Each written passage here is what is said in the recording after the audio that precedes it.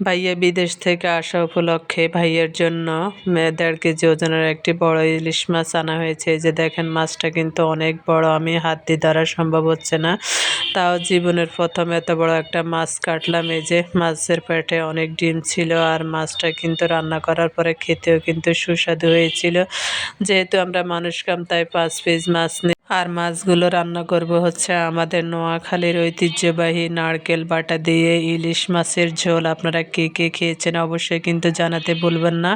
এই যে এখানে নারকেল বাটাগুলোকে মশলা দিয়ে ভালো করে কষিয়ে নিলাম, নিয়ে এখন ঝোল দিয়ে দিলাম, দিয়ে এখন মাছগুলোকে দিয়ে দিচ্ছি। যখন মাছগুলো ফুটে উঠবে ভালো করে একটু ঝোল দিব, ঝোল দিয়ে তারপরে ফাইনাল রান্নাটা করে নিব।